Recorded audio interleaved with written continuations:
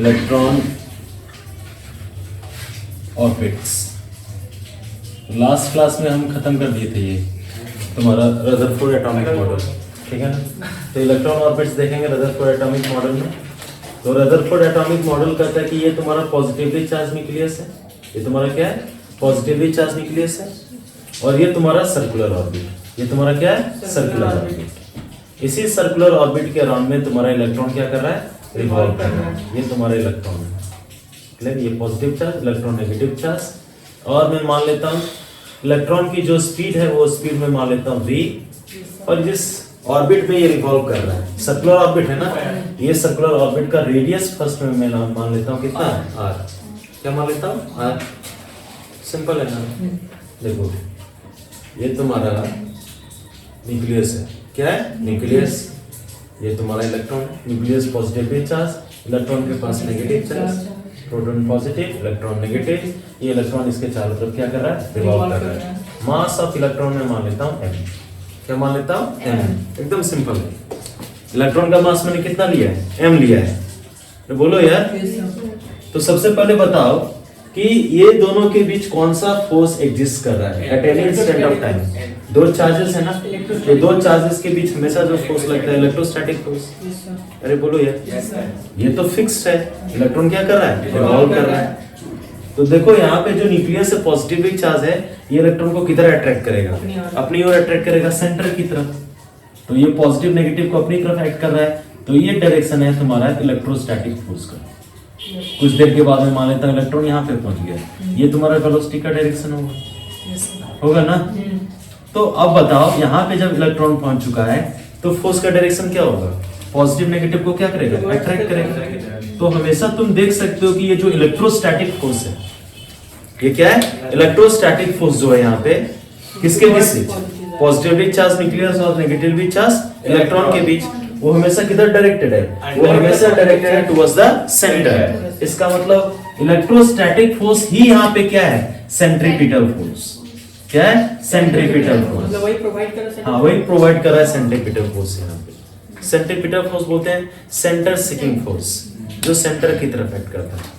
अरे बोलो यार, तो इस चीज को अगर हम लोग इक्वेट करें तो वो सिंपली डायरेक्टली लिख सकते हैं कि यहाँ पे जो इलेक्ट्रोस्टैटिक फोर्स है, electrostatic force between positively charged nucleus and negatively charged electron provides necessary centripetal force for this electron to revolve। अब देखो इलेक्ट्रोस्टैटिक फोर्स का फॉर्मूला था 1/4 पाई epsilon not Q1 into Q2 mod हम लोग बोलते हैं, बोलते हैं Q1 Q2 mod by distance square, और सेंट्रीपिटल फोर्स का वैल्यू होता है mv square by r। आया ना। तो पहला चार्ज है आपका प्रोटॉन, एक ही प्रोटॉन में लिया हूं तो उस पे चार्ज प्लस ई, इलेक्ट्रॉन पे कितना माइनस ई, लेकिन मॉड लोगे तो क्या जाएगा, ई ही हो जाएगा। डिवाइडेड बाय डिस्टेंस कितना है, r square is equal to m we square by r. एक आर से एक आर यहाँ पे क्या हो जाएगा, कैंसर। ई और ई क्या हो जाएगा, ई स्क्वायर, ये हो जाएगा E square by 4 pi epsilon naught, और यहाँ पे एक आर बचा रहेगा, इज इक्वल टू कितना हो जाएगा, m we square. M we square आया ना। और देखो काइनेटिक एनर्जी क्या होता है, काइनेटिक एनर्जी होता है हाफ एम वी स्क्वायर। क्या होता है, हाफ एम वी स्क्वायर। मैं ये पे कर देते हैं ना, हाफ एम वी स्क्वायर। तो एम वी स्क्वायर तो मैं निकाल चुका हूँ, E square by 4 pi epsilon naught into R. 4 into 2 कितना जाएगा, 8।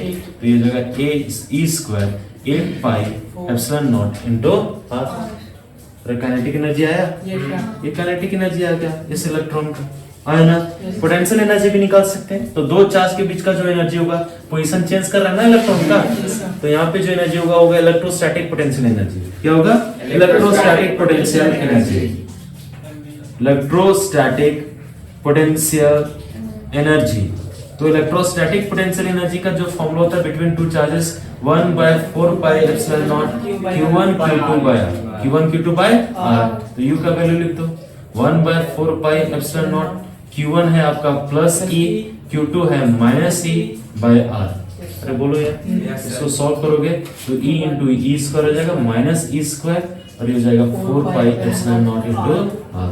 ये आपका इक्वेशन नंबर क्या है, 2। यहाँ से आपका पोटेंशियल एनर्जी आ गई। ये आपका काइनेटिक एनर्जी, ये आपका पोटेंशियल एनर्जी। तो टोटल एनर्जी भी निकाल लेते हैं। तो टोटल एनर्जी कितना होगा? Total energy TE is equal to होगा sum of potential energy plus kinetic energy. अरे बोलो यार, तो टोटल एनर्जी को मैं सपोज E से डिनोट कर रहा हूँ, पोटेंशियल एनर्जी मेरे को आ गया minus E square by 4 pi epsilon naught into R, और काइनेटिक एनर्जी भी आ चुका है E square by 8 pi epsilon naught into R। आया ना? सॉल्व कर देना है। सॉल्व कर लेते हैं, जो कॉमन टर्म है उसको आउट कर दो, E स्क्वायर 4 पाई, यहाँ पे 8 पाई 4 into 2, जो कांस्टेंट बात 4 पाई एप्सिलॉन नॉट आप पूरा का पूरा कॉमन कर दो, यहाँ -1 बचेगा, प्लस यहाँ पे 2 था 1/2, -1 नेगेटिव पार्ट ज्यादा है, पॉजिटिव पार्ट क्या है कम, -1 + 1/2 -1/2 बचेगा, और मल्टीप्लाई करोगे तो आ जाएगा -E square by 8 pi epsilon naught into R। ये टोटल एनर्जी आया ना? देखो यहाँ ध्यान दो सर, यहाँ से ये बोल सकते कि काइनेटिक एनर्जी के नेगेटिव में जाएगा। हाँ, तो यहाँ पे देखो तीनों इक्वेशन को हम लोग क्या करेंगे? एनालाइज करेंगे। तीनों इक्वेशन को क्या करेंगे? एनालाइज। अगर ये तीनों इक्वेशन को तुम एनालाइज करते हो तो देखो क्या आ रहा है तुम्हारा। सबसे पहले kinetic energy E square by 4 8 pi epsilon naught into R आ रहा है। टोटल एनर्जी भी आ रहा है E square by 8 pi epsilon not R, सिर्फ माइनस है। अरे है नहीं?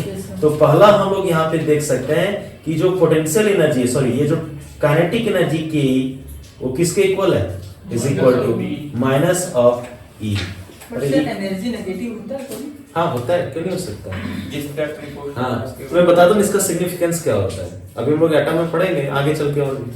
और दूसरा देखो, अगर रिलेशनशिप निकालना चाहो पोटेंशियल एनर्जी और काइनेटिक एनर्जी का मैग्नीट्यूड वाइज, तो देखो E square by 8 pi epsilon not R है। देखो काइनेटिक एनर्जी डिवाइडेड बाय कर दो पोटेंशियल एनर्जी, सिर्फ इसका मैग्नीट्यूड, या मैग्नीट्यूड नहीं भी लोगे तो कोई दिक्कत नहीं। ये है E square by 8 pi epsilon naught into R, और ये है -E square by 4 pi epsilon naught into R। Square cancel, R क्या हो गया? कैंसिल। हाँ, पाई कैंसिल, एप्सिलॉन 4 2 8 1/2 आएगा। तो KE divided by U is equal to कितना है? 1/2 माइनस माइनस साइन के साथ, क्योंकि यहाँ पे माइनस बचा हुआ है, तो यहाँ पे तुम्हारा KE आ जाएगा, यहाँ पे U आ जाएगा -2 टाइम्स ऑफ काइनेटिक एनर्जी। अरे हाँ या नहीं? या सिर्फ मैग्नीट्यूड लोगे तो potential energy is equal to 2 times of kinetic energy. देखो इसका सिग्निफिकेंस क्या है? टोटल एनर्जी नेगेटिव आ रहा है, मैं बता भी चुका हूं। टोटल एनर्जी नेगेटिव आ रहा है, इसका सिग्निफिकेंस है कि electron is bond with nucleus. Electron is bond with nucleus. अगर इसका एनर्जी पॉजिटिव हो जाए तो इस ऑर्बिट में नहीं, बाहर आ जाएगा। अरे है नहीं? ये एक्साइटेड हो जाएगा, बाहर निकल जाएगा। तो टोटल एनर्जी के एक्सप्रेशन में जो नेगेटिव साइन आ रहा है उसका सिग्निफिकेंस बता रहा है, या ये बता रहा है कि ये जो इलेक्ट्रॉन है वो न्यूक्लियस के साथ क्या है? बॉन्ड है। अरे बोलो यार, कोई दिक्कत है क्या? एकदम सिंपल है इसको। ये 2-3 चीज आपको याद रखना है, बाकी यही है सिंपल। चलो करो, हम लोग देखेंगे limitations of Rutherford atomic model. ठीक है, एकदम आसान, इधर ध्यान दो पहले। तो limitations of Rutherford atomic model क्या था कि हम लोग देखो इलेक्ट्रोमैग्नेटिक वेव में हम लोग पढ़े हैं limitations of Rutherford atomic model. देखो इसको जाने से पहले एक छोटा सा एकदम बहुत सा छोटा सा कॉन्सेप्ट लेते हैं। हम लोग क्या पढ़े? इलेक्ट्रोस्टैटिक्स में पढ़े the charge at rest. Charge at rest, अगर चार्ज रेस्ट में रहे तो ये इलेक्ट्रिक फील्ड देगा। क्या देगा? Electric field. है नहीं? Yes sir. अगर चार्ज इन मोशन है, चार्ज इन मोशन, तो ये देगा मैग्नेटिक फील्ड। क्या देगा? Magnetic field. इलेक्ट्रिक मैग्नेटिक दोनों देता है, या हम लोग बोलेंगे मैग्नेटिक फील्ड देगा। ये क्या देगा? फील्ड देगा। और अगर चार्ज इन एक्सेलरेटेड मोशन है, एक्सेलरेटेड मोशन कहने का मतलब इसका वेलोसिटी बढ़ रहा हो या घट रहा हो। अगर चार्ज इन एक्सेलरेटेड मोशन हो तो ये देगा वेव देगा। क्या देगा? Wave, electromagnetic wave. कैसा वेव देगा? Electromagnetic wave. और वेव क्या होता है? वेव कुछ नहीं, एनर्जी। वेव क्या है? एनर्जी, डिस्टरबेंस, वो एक एनर्जी है नहीं? एक वेव एनर्जी को कैरी करता है। कोई दिक्कत है क्या? तो यहाँ पे आते हैं, देखो सबसे पहले जानो कि रदरफोर्ड एटॉमिक मॉडल क्या बोला। रदरफोर्ड एटॉमिक मॉडल बोला कि ये आपका न्यूक्लियस है, सॉरी ये आपका सर्कुलर ऑर्बिट है, एटम स्फेरिकल इन शेप है। अरे है ना यार, यहाँ ध्यान दो, ये आपका पॉजिटिवली चार्ज न्यूक्लियस है। ये तुम्हारा एक इलेक्ट्रॉन ऐसे करके रिवॉल्व कर रहा है ना, कुछ इलेक्ट्रॉन ऐसे रिवॉल्व कर रहा है, देखो ऐसे करके रिवॉल्व कर रहा है। अरे हाँ या ना? बोलो यार। Yes sir. तो इलेक्ट्रॉन जब सर्कुलर ऑर्बिट में रिवॉल्व करेगा, एक ही सर्कुलर ऑर्बिट में यहाँ पे ले रहा हूँ, यहाँ पे एकदम क्लियरली देखो, सर्कुलर मोशन एग्जांपल है एक्सलेटेड मोशन का। अगर इलेक्ट्रॉन कांस्टेंट वेलोसिटी के साथ अगर मूव कर रहा है, देखो इस टाइम पे वेलोसिटी का डायरेक्शन इस तरह होता है टेंजेंशियल, कुछ देर के बाद इलेक्ट्रॉन यहाँ पे आ गया, अरे आया ना, वेलोसिटी का डायरेक्शन ऐसे हो गया टेंजेंशियल, तो वेलोसिटी का डायरेक्शन क्या कर रहा है, चेंज। वेलोसिटी एक वेक्टर क्वांटिटी है, मैग्नीट्यूड और डायरेक्शन क्या होगा, दोनों। तो अगर डायरेक्शन चेंज कर रहा है, इसका मतलब क्या चेंज कर रहा है, वेलोसिटी, यानी एक्सेलरेशन हो रहा है। Change in velocity per unit time को एक्सेलरेशन बोलते हैं। तो सर्कुलर मोशन एग्जांपल होता है एक्सेलरेटेड मोशन का। किसका एग्जांपल है, एक्सेलरेटेड मोशन का। ये यूनिफॉर्म मोशन नहीं होता है, एक्सेलरेटेड मोशन होता है। तो यहाँ पे हम लोग देख रहे हैं कि इलेक्ट्रॉन एक चार्ज है, इलेक्ट्रॉन एक क्या है, चार्ज है, और ये किस मोशन में, सर्कुलर मोशन।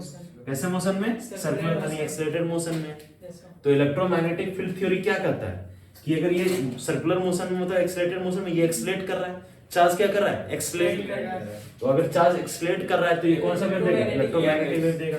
कैसा वेव देगा, इलेक्ट्रोमैग्नेटिक वेव, यानी ये एनर्जी को रेडिएट करेगा। क्या करेगा, एनर्जी को रेडिएट करेगा। तो एनर्जी को जब ये रेडिएट करेगा, खुद का एनर्जी को रेडिएट करेगा, समझ में आ रहा है, मोशन के कारण, तो इसका एनर्जी डिक्रीज करेगा ना।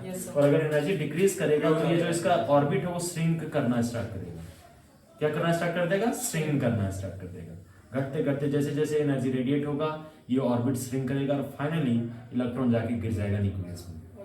अरे हाँ या नहीं, अरे हाँ या नहीं, हाँ बोलो। इसमें कुछ ब्लास्ट होता है, मतलब लास्ट में जब एटम जब ये होता है नहीं, पूरा बर्बाद होता है, तो ये ब्लास्ट नहीं है, इसमें कहाँ ब्लास्ट का, एटम कोई बर्बाद होता ही नहीं है। न्यूक्लियस को हम लोग ब्रेक करते हैं या दो न्यूक्लियस को जोड़ते हैं, न्यूक्लियर फिजन और फ्यूजन हम लोग पढ़ेंगे आगे चल के न्यूक्लियर में। क्या क्यों खत्म, आप बोले ये कार्बन को लिया गया था क्योंकि उसका लाइफ स्पैन हाँ ज्यादा है। हाँ ठीक है, वो हाफ लाइफ को मैं बताया था, न्यूक्लियस की मैं बात किया था। किसकी बात किया था, हाँ चलो ठीक है, तुम बोल रहे कि खत्म हो रहा है, लेकिन half life millions billions of years है। समझ में आ रहा है ना, समझ में आ रहा है ना। तुम्हारे कितने पुस्त आ जाएंगे कुछ पता नहीं चलेगा। अरे बोलो यार, काउंट ही नहीं कर पाओगे। समझ में आ रहा है ना, इसका मतलब खत्म नहीं हो रहा है, वो जिंदा रहेगा हमेशा। समझ में आ गया क्या। सर स्टार जो कहलाएगा एटम ही है ना। नहीं, स्टार तो देखो, स्टार जो भी बना है वो है आपका, उसके क्या है, एक बोल सकते हो कि क्लाउड है। क्या है, क्लाउड है, गैसियस, गैस का क्लाउड है। जैसे तुम्हारा सन है, उसमें हाइड्रोजन का क्लाउड है, और वो हाइड्रोजन क्या हो रहा है, आइसोटोप्स बर्न करके क्या प्रोड्यूस कर रहा है, मोर स्टेबल न्यूक्लियस प्रोड्यूस कर रहा है, हीलियम। एज अ रिजल्ट क्या हो रहा है, तुम्हारा एनर्जी उससे लिबरेट हो रहा है, उसी को तो फ्यूजन प्रोसेस बोलते हैं। तो यहाँ पे देखो, यहाँ पे क्या बोल रहा है, इलेक्ट्रोमैग्नेटिक फील्ड थ्योरी कुछ अलग बोल रहा है। इलेक्ट्रोमैग्नेटिक फील्ड थ्योरी बोल रहा है कि इलेक्ट्रॉन अगर रिवॉल्व कर रहा है, क्योंकि एक्सेलरेटेड मोशन में, तो ये एनर्जी रेडिएट करना चाहिए, और अगर एनर्जी रेडिएट करते जाएगा तो फाइनली ये गिर जाएगा इसमें। लेकिन रदरफोर्ड बोला था कि ये सर्कुलर ऑर्बिट में जा रहा है। अरे है नहीं, ऐसा क्यों हो रहा है, रदरफोर्ड एक्सप्लेन नहीं कर पाया, ये लिमिटेशन था। समझ में आया ना। तो according to Rutherford atomic model हमारा था कि ये जो इलेक्ट्रॉन है वो सर्कुलर ऑर्बिट में रिवॉल्व करेगा, but according to electromagnetic field theory, electron is a charge particle, it is in accelerated motion, so it will radiate the energy, and if it will radiate the energy, its radius its orbit will keep on shrinking and finally it should fall on the nucleus. लेकिन ऐसा होता नहीं है, कभी गिरता नहीं है। अरे है नहीं, इसका ऑर्बिट क्या होता है, स्टेबल, वो डिफाइन नहीं कर पाया रदरफोर्ड, तो that was the limitation of Rutherford. और नेक्स्ट है हमारा ये बोस मॉडल। तो यहाँ पे हम लोग देखेंगे बोस पोस्टुलेट्स, बोस पोस्टुलेट्स। तो ये अपना जो मॉडल दिया निल्स बोर ने, वो in the form of postulates बताया। तो रदरफोर्ड का पहला क्या था, रदरफोर्ड का एटॉमिक मॉडल था क्या, उसका लिमिटेशन था कि इलेक्ट्रॉन को गिर जाना चाहिए न्यूक्लियस में, तो यहाँ पे वो पहला फर्स्ट पोस्टुलेट निल्स बोर ने यहाँ पे हटा दिया। बोला कि नहीं, इलेक्ट्रॉन जब रिवॉल्व करेगा न्यूक्लियस के चारों तरफ सर्कुलर ऑर्बिट में, तो कोई भी एनर्जी का एमिशन नहीं होगा, बिना एनर्जी को रेडिएट किए ये रिवॉल्व करेगा, हाँ या नहीं। और वो सारे ऑर्बिट का इसने नाम दिया स्टेशनरी स्टेट्स। क्या नाम दिया, स्टेशनरी स्टेट। तो फर्स्ट पोस्टुलेट क्या है हम लोग देखेंगे। फर्स्ट पोस्टुलेट एकदम आसान से देखेंगे शॉर्ट में। फर्स्ट पोस्टुलेट कहता है, बोस का फर्स्ट पोस्टुलेट कहता है, इलेक्ट्रॉन विल रिवॉल्व, यहां ध्यान देना है, electron will revolve around positively charged nucleus in circular orbits, in circular orbits, orbits होगा सर्कुलर, Yes, sir. हाँ है ना, circular orbits without emission of energy, without radiant energy बोल सकते हो, मतलब रेडियस एनर्जी का Reducing हाँ ठीक है, without the emission, without the emission of energy. Of energy, जब एनर्जी का इमिशन हो ही नहीं रहेगा तो वो क्या होगा, orbit stable, stable orbit define किया बोस का फर्स्ट पॉसिबिलिटी, यानी ऑर्बिट क्या होगा, स्टेबल, वो खत्म नहीं होगा, और इसका नाम दिया these are known as stationary states, stationary states. कोई भी चीज मूव करेगा तो एनर्जी तो लूज करेगा ही। क्यों, उसके पास खुद का एनर्जी नहीं है क्या? तो बोस ये फर्स्ट पोस्टुलेट हुआ। सेकंड पोस्टुलेट देखेंगे। सेकंड पोस्टुलेट कहता है कि इलेक्ट्रॉन जब रिवॉल्व कर रहा है, देखो सेकंड पोस्टुलेट क्या कहता है कि ये अगर एक सर्कुलर ऑर्बिट है, ये क्या है, सर्कुलर ऑर्बिट है, इस सर्कुलर ऑर्बिट में इलेक्ट्रॉन रिवॉल्व कर रहा है, ये पॉजिटिवली चार्ज न्यूक्लियस है, ये तुम्हारा इलेक्ट्रॉन है, अरे हाय नहीं, इलेक्ट्रॉन कुछ स्पीड के साथ रिवॉल्व कर रहा है। मान लेते हैं ये nth स्टेट में, देखो stationery states of the atom, अलग अलग ऑर्बिट होगा ना, ऐसे भी ऑर्बिट होगा, तो मैं मान लेता हूं इसका स्पीड है vn, स्पीड क्या है vn, और ये जो रेडियस जिस ऑर्बिट में रिवॉल्व कर रहा है वो कितना है rn, और मास ऑफ इलेक्ट्रॉन को मैं कितना मान लेता हूं m, क्या मान लेता हूं m। अरे बोलो यार, एक सिंपल है, मैंने एक सर्कुलर ऑर्बिट लिया इलेक्ट्रॉन का, पॉजिटिवली चार्ज न्यूक्लियस, इलेक्ट्रॉन का मास m, इसका स्पीड nth ऑर्बिट में या nth स्टेट में इसका है vn, और रेडियस कितना है rn। इसको मैं एक जनरलाइज वे में लिखता हूँ। अरे बोलो यार, अगर n इज इक्वल टू 1 में लूंगा तो मैं लूंगा first state, n is equal to 2 लूंगा तो मैं सेकंड स्टेट, थर्ड स्टेट। अरे बोलो यार, तो nth स्टेट में इलेक्ट्रॉन का स्पीड vn और उसका रेडियस कितना rn। तो बोस का सेकंड पोस्टुलेट कहता है कि जो इसका एंगुलर मोमेंटम होगा, जो इलेक्ट्रॉन इस nth स्टेट में जो रिवॉल्व कर रहा है, उसका जो एंगुलर मोमेंटम होगा वो हमेशा होगा h/2 पाई का multiple, sorry integral multiple of h/2 पाई। जो एंगुलर मोमेंटम होगा ln, अगर l आपका एंगुलर मोमेंटम बोला nth स्टेट में तो होगा h/2 pi multiplied with n, जहां पे n है इंटीजर, n क्या है इंटीजर।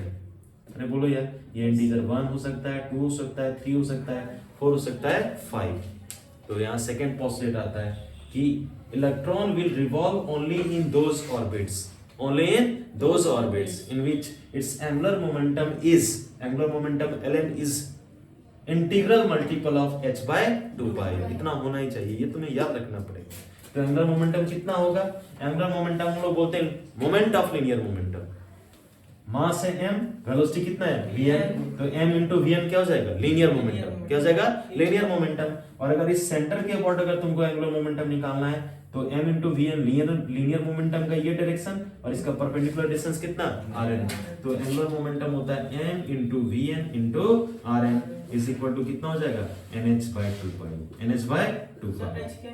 यहाँ पे h है प्लैंक्स कांस्टेंट, h आपका क्या है प्लैंक्स कांस्टेंट, n आपका इंटीजर तो मैं बता चुका हूँ, h आपका क्या है प्लैंक्स कांस्टेंट, प्लैंक्स कांस्टेंट एक कांस्टेंट। ये आपका हुआ बोस का सेकंड पोस्टुलेट। बस आराम से देखो यार, बोस का सेकंड पोस्टुलेट करता है, तुम्हें याद रखना है कि इलेक्ट्रॉन तो रिवॉल्व कर रहा है सर्कुलर ऑर्बिट में, और ये अगर सर्कुलर ऑर्बिट में रिवॉल्व कर रहा है तो हमेशा जो इसका एंगुलर मोमेंटम होगा वो h/2 पाई के इक्वल होगा। अगर फर्स्ट ऑर्बिट में तो 1 मल्टीप्लाइड विद h/2 पाई, अगर सेकंड में तो 2 multiplied with h/2 pi, third में है तो 3 multiplied with h/2 pi. h/2 पाई बताएगा कि कौन सा ऑर्बिट में है वो, नहीं n बताएगा किस ऑर्बिट में, 1 2 3 4 5 किस स्टेट में। h/2 पाई एक नंबर है, h/2 पाई क्या है नंबर है, हाँ या नहीं, एकदम कांस्टेंट नंबर है। अब थर्ड पोस्टुलेट भी देख लो साथ में ही। बोस का थर्ड पोस्टुलेट क्या कहता है, ये जो आपका थर्ड पोस्टुलेट है वो कहता है ट्रांजिशन, कि इलेक्ट्रॉन सिर्फ एक ही ऑर्बिट में नहीं रह सकता है, वो ट्रांजिशन कर सकता है, वो जंप कर सकता है एक ऑर्बिट से दूसरे ऑर्बिट में। तो अगर ये इलेक्ट्रॉन है, ये तुम्हारे ऑर्बिट्स हैं, देखो जो ये वाला जो ऑर्बिट है न्यूक्लियस के नजदीक है, इसको हम लोग बोलते हैं लोअर एनर्जी स्टेट। क्या बोलते हैं लोअर, और जैसे आगे की तरफ जाओगे हायर एनर्जी स्टेट। सबसे मिनिमम एनर्जी इस इलेक्ट्रॉन का होगा जो जिस ऑर्बिट में रहा होगा, जिसको न्यूक्लियस के आपका क्लोज है, न्यूक्लियस के क्या है क्लोज, और जैसे आगे जाओगे एनर्जी क्या करता है बढ़ता है। तो अगर इलेक्ट्रॉन एक ऑर्बिट से दूसरे ऑर्बिट में या एक स्टेट से दूसरे स्टेट में, वन एनर्जी स्टेट से दूसरे एनर्जी स्टेट में अगर ट्रांजिशन करता है, तो क्या बोला था कि फर्स्ट पोस्टुलेट बोला कि एनर्जी हर एक ऑर्बिट का क्या होगा फिक्स, रेडिएट नहीं होगा। जब रेडिएट कर ही नहीं रहा तो इसका एनर्जी क्या होगा फिक्स। तो मैं मान लेता हूं यहाँ पे एक इलेक्ट्रॉन है, यहाँ पे एक क्या है इलेक्ट्रॉन, इस समय इसकी एनर्जी मैं मान लेता हूं EI, क्या है EI। इस स्टेट का एनर्जी क्या होगा अलग, इसको मैं मान लेता हूं E फाइनल। अरे है नहीं। और अगर इलेक्ट्रॉन इस स्टेट से हायर एनर्जी स्टेट से अगर लोअर एनर्जी स्टेट में ट्रांजिशन करता है, जंप करता है, तो ये एनर्जी को रेडिएट करेगा। क्या करेगा, एनर्जी को रेडिएट करेगा EM वेव के फॉर्म में। किसके फॉर्म में, इलेक्ट्रोमैग्नेटिक वेव या रेडिएशन के फॉर्म में। अरे हाँ या नहीं। और कितना एनर्जी रेडिएट करेगा, ये दोनों का डिफरेंस E फाइनल। अरे है नहीं। तो एनर्जी जो रेडिएट करेगा delta E is equal to होगा E initial minus E final. तो इलेक्ट्रोमैग्नेटिक वेव या फोटोन का जो एनर्जी होता है h न्यू। क्या होता है h new. E initial minus E final, इतना एनर्जी ये रेडिएट करेगा।